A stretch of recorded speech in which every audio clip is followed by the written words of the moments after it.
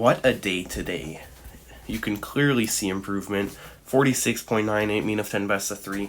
18 successes. 2 means. That could have been 5 means if I didn't choke on the last 3 means. I choked every single one on the last solve. So that was very unfortunate. This solve I don't have my blindfold. I forgot to put it on. As you can see, it's right next to the cube cover. But I swear I closed my eyes.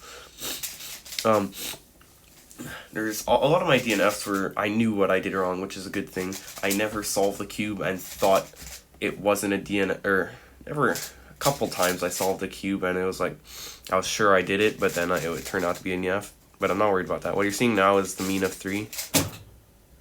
It was actually my first 3 solves of the session, and it was my not PB mean of 3, but it's still 45 seconds. 45.08, which is pretty good. A lot of my solves were sub 45, including 134, which is part of my PB mean of 3 that's on my channel.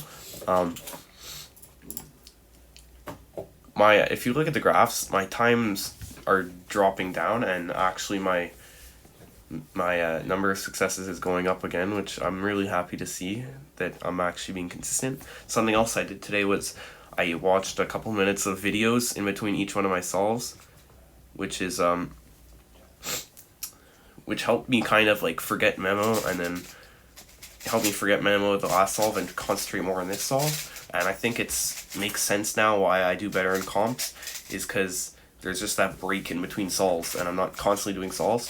So I may do some comp sim here and there eventually in the future. We'll see. I'm really happy with how this is going.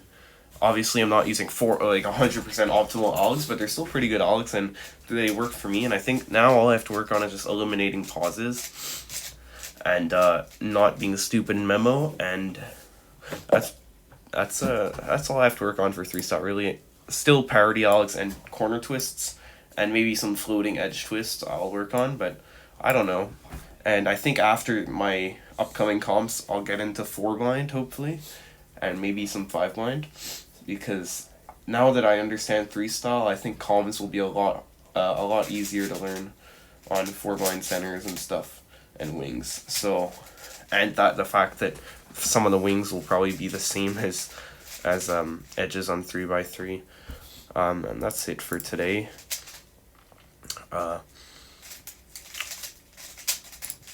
So see you guys tomorrow.